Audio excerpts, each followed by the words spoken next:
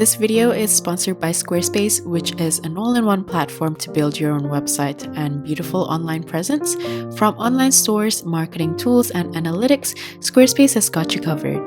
For artists out there who values the quality of their portfolio presentation, having a website is a great way for you to display your best artworks in an organized fashion where the resolution and dimension of your works is customizable to suit every needs.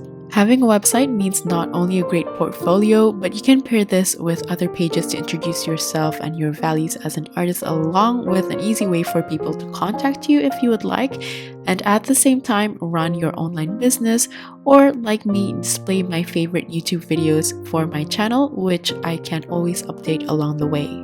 On top of this, you can also link different social media pages in your website, which means it's very easy for people to see your extensive work all in one place. I understand that building a website seems complex, and I felt the same way before this experience, but Squarespace provides you with many templates for you to choose from as your base, and from there you can customize the layout, pages, and many more, including editing your photos before the website goes live. It is user-friendly and very easy to understand.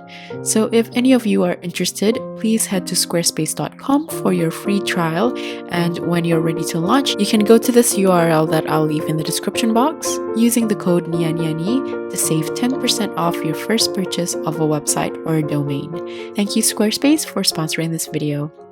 Hi everyone, this is Nia, and after many requests from you guys, I'm finally painting a cat. I'm going to start by sketching out the cat first. I'll try to explain along the way, but if you don't want to draw your own, I'll also have the outline available in my coffee shop, and like usual, the link will be in my description box. So here I started out by roughly mapping out the features like the head, ears, and body. I used a very rough reference for this, so this might help you guys, but I made mine less fluffy, so the fur won't be too difficult to paint, and I'm also going to reposition the tail. Here I took the basic idea of how the cat is positioned as it's sitting down, and I'm taking note of the layers of fur on the chest area to have more of a flowy figure for this cat. You can also draw the fluffy version of this painting, but personally I find that the silhouette of a less fluffy cat is more distinct for these types of composition, and also a longer figure would look better with this paper dimension, but of course these are all adjustable. After I've got the basic idea down, I'm just going to use them as guidelines to paint the features like the eyes, nose, and mouth. Then I'm going to clean out the drawing of the outline and add a bit of the fur detail. Keep in mind, when I'm drawing the features, I'm still quite loose because I'm still trying to find the correct positions. Don't get too caught up with the eyes, because if you work too tightly on a single detail rather than the face as a whole, it's most likely going to look wonky in the end, and you'll feel bad about erasing it because you've drawn them in so much detail already.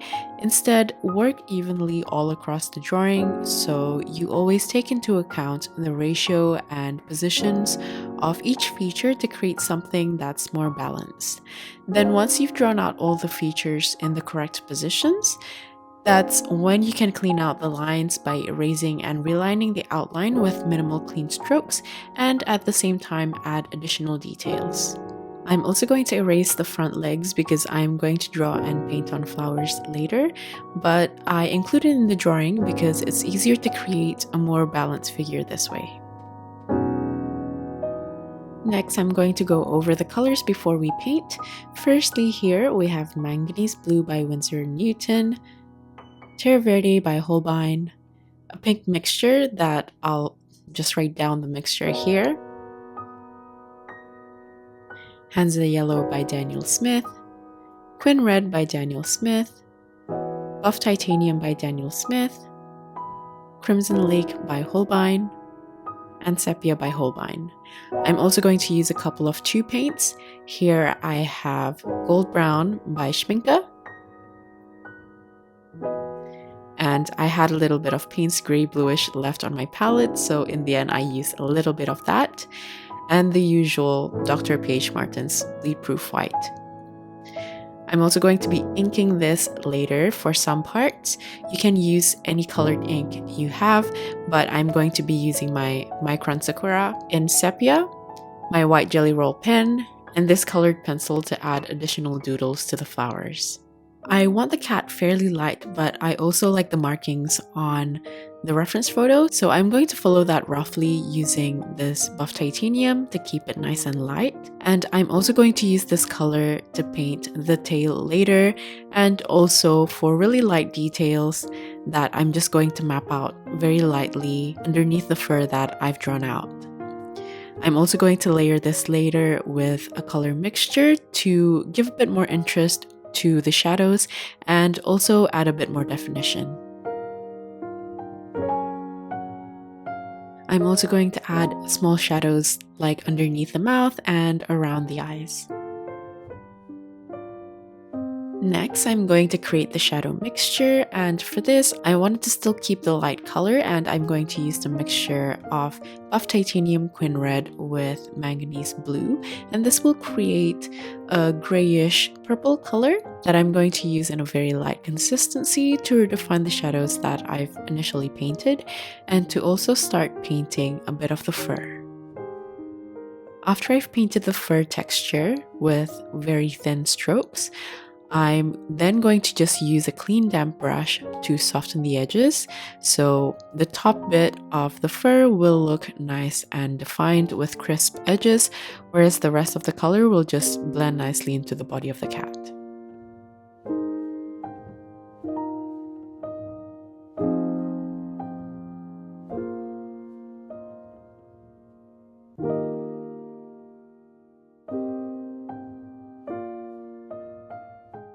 I'm also going to paint the tail using buff titanium for the bottom part and leave the top white.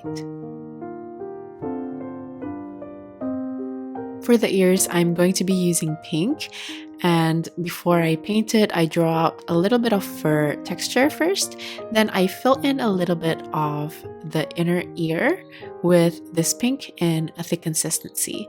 I'm also going to do the same for the left ear, and for the rest, I just use a clean damp brush to pull the rest of the paint. For the eyes, I'm going to use a mixture of manganese blue and terre verde in a thin consistency, and I'm just going to fill it in. After the base color is fairly dry, I'm going to go back in with a thick consistency manganese blue to paint the pupil and also the outer iris for both the eyes.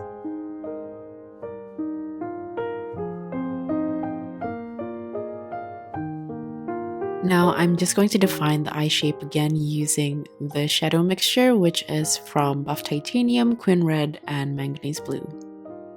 I'm going to leave the cat for now because I don't want to overwork it, since I want the cat to be fairly light in color in comparison to the rest of the painting. I'm going to start working on the background for now, and here I have the golden brown on my palette, which I'm going to mix in with the reds, yellows, and the pinks. I'm just going to keep using a very wet consistency and continue with different colors, so the colors will just blend nicely together. Try to not move the paint around too much while you're doing this, because you don't want the colors to mix together too much, but instead, because the paint is still wet and you're continuing on with painting using different colors, it will naturally create a soft transition as the water and the wet paint mingle on the wet surface. I like to use a bigger brush for the outer edges, and near the cat I like to switch to a smaller brush in order to get the details of the fur. With my small brush, I don't pick up any more paint. Instead, I just pull whatever was already put down near the outer part of the cat and just pull it closer towards the fur so I can create finer details. You can also use a wet on wet approach like what I'm doing here, since I was too worried that the edges are going to dry off too quickly. So I just used a clean wet brush to paint the dry areas, and then I just dab on different colors like the red, yellow, and the pinks around, and again it'll just blend with each other just like the rest of the background that we painted using a different method. I want the overall composition to be a bit diagonal, so I want the top right hand side to be a bit heavier and it goes slowly downwards towards the left. This is why I'm using a thick consistency for the top right corner, and as I get closer to the tail and to the body, I try to use softer colors. So I want the edges of the cat tail at the top to be more defined, and as I get towards the bottom, for it to be a bit blurry and it looks like it's hiding behind the cat. As I get towards the bottom, I want the bottom right hand side to be a bit darker because that's where I'm going to place the flowers. But as it gets closer to the cat, again, I'm just going to soften the edges to create a very soft transition using a clean damp brush.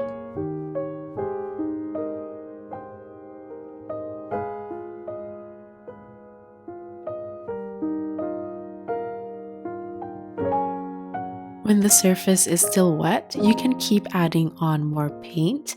As I mentioned, I want to create a diagonal composition, so for the bottom left-hand side, I added more paint in a thick consistency to darken it and to define the diagonal composition.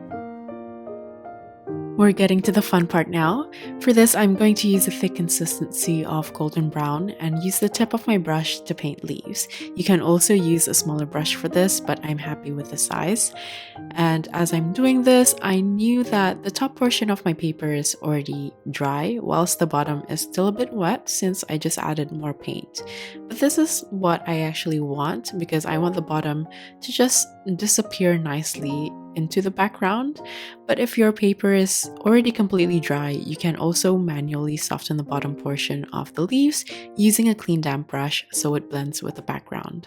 I'm also going to do this on the right hand side, and as for the right hand side, I painted the leaves a bit higher because again I want to create the diagonal composition.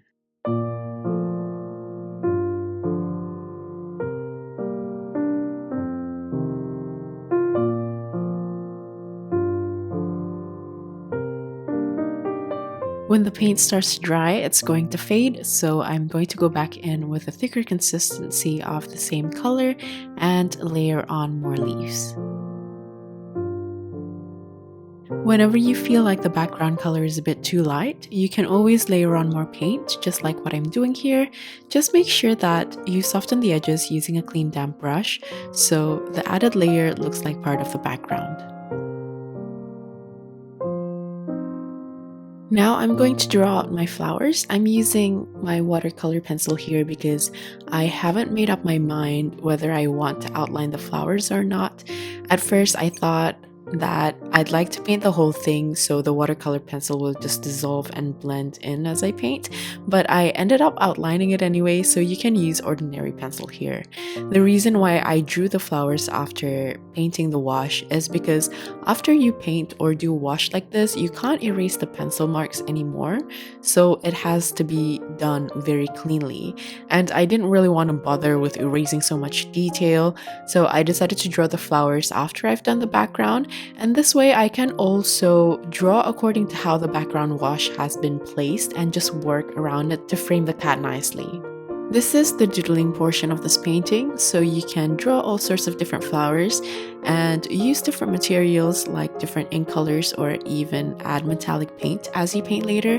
I didn't end up using my metallics here because the colors that I have are mostly warm tones, so I felt like the golds and the bronze won't pop out as much against the yellows and the warm reds, but you can create a blue or a green version of this painting and it'll work really well with golds. And who knows, I might even create different animals with this style in the future if I can think of anything else. And again, if you're not into drawing out the flowers this detailed, and if you don't want to draw out the cat, I'll also have the outline available in my coffee shop. So now all there's left to do is just to basically color in the flowers. I'm going to use the pinks, oranges, and warm reds mostly for the flowers. I'm also going to use yellows as the Hansa yellow is still in the warm color category. And to warm it up further though, sometimes I can add the brown mixture or the quin red. And as for the accent, I want to use a cool color, so I'm going to use manganese blue for some of the small flowers. Because the colors that I've chosen here are mostly light in value, I also want to have a bit of contrasting value as accents, so I'm going to use a mixture of Crimson Lake mixed with Sepia for a very deep red, and also use this color as accent against the light colors of the flowers. So that's basically my thought process as I'm painting the flowers. As you can tell from the color mixtures that I've been using on my palette, I like to mix in a little bit of that gold brown with the quin red and Hansi yellow to warm the tones further and to keep the tones nice and cohesive even with different hues. And you can just play around with the ratio of the mixture to create different shades. Sometimes I like to also work around the background wash, so if the background is light, I try to use a darker color for the flower. And as for the peonies that I'm painting right now, because the wash happened to mostly be concentrated in the middle of the flowers, I'm leaving the center of the flowers transparent, so the yellow will show through, and this is what I mean by working around with the background wash to match the colors of your flowers. For this flower, I'm just going to outline it after this, but that was because I was still playing around with the style and I still wasn't sure whether I'm going to outline it with pen or ink later, so this is why I'm doing this step right now, just to see how I like it. This is also where I'm going to start using bleed-proof white in my painting. So for some of the flowers placed on top of a darker background, I prefer to mix in bleed-proof white with other colors like the yellow or pink to make them a bit lighter and more opaque. Sometimes I like to also use bleed-proof white as it is, but since it is very opaque, I just use a thin consistency so it becomes the lighter value of the background color. You've probably noticed, but I've also left out most of the middle sections of the flowers empty. This is so I can wait for the petals to completely dry off, and at the same time I can make the decision of what that midsection color should be to suit and benefit the composition as a whole.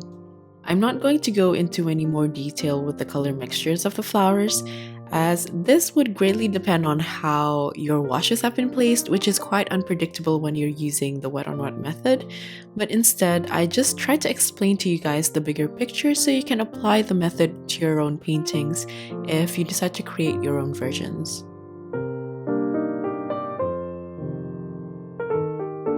As for the greeneries that you can see from my palette, my main green that I have chosen is Terra Verde, and I like to mute it further using any of the warm tones like the gold brown or quin red, or sometimes I even use Hansi yellow to create a yellow green. This is how I made the subtle changes in the shades, which I like to do for the leaves, which are placed close together, so this differentiates them so they don't look like a combined silhouette. After I've placed most of the greeneries down, I'm also going to fill in the center of the flowers. As you can see, I've chosen mostly the sepia mixture for most of the light colored flowers, and from there I just tried to add smaller flowers or leaves to fill in the space further and frame the cat.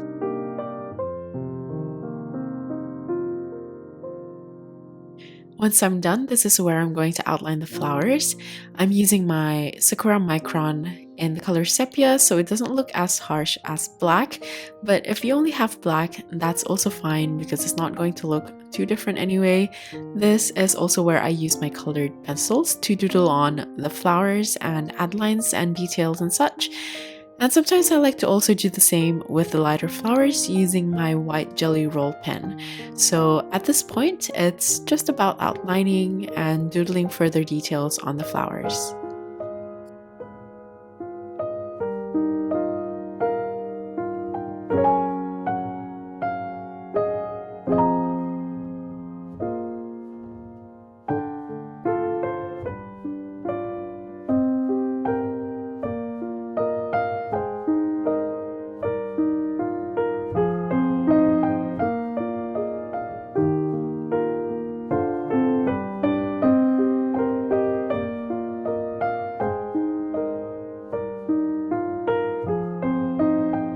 With my white jelly roll pen, sometimes I also like to add tiny little flowers as little accents, especially to break up some of the larger flowers. And for the white flowers, if I feel like certain areas look too white, I like to also break it up by adding yellow on top of the white or any other colors to give a more balanced feel.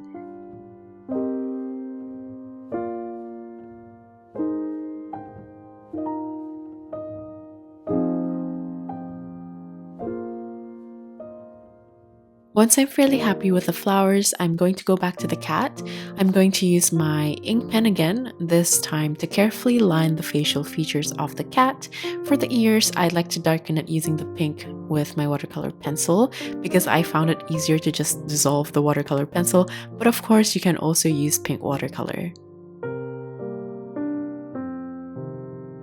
At this point, I also like to build on the cat to clean the edges of the fur to get more of the finer details. Sometimes I like to enhance the details using my colored pencils just to get the cleaner edges, and at the same time use bleed proof white to get finer fur lines using my size 0 brush. I'm also going to balance out the shadows under the fur using buff titanium or the purple mix from earlier.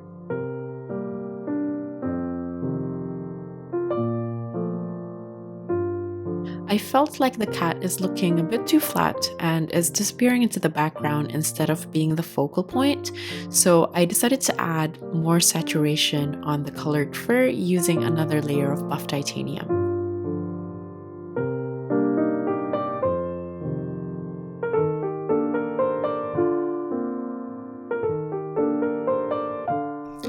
After that, I'm just going to do final adjustments.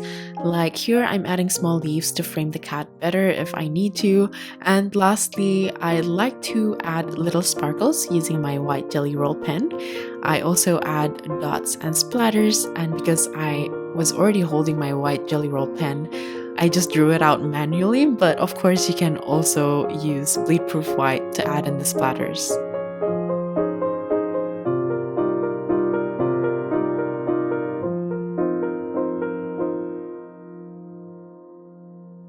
Lastly, I looked at the painting as a whole and decided to use Payne's Grey Bluish to line the iris of the eyes to create more of a contrast, and also use a bit of the ink to line some of the fur lightly. So that's pretty much it for the painting. I'm really happy with the color combination on this, and at the same time, I'm glad that I'm finally able to post one of the most requested subjects to paint.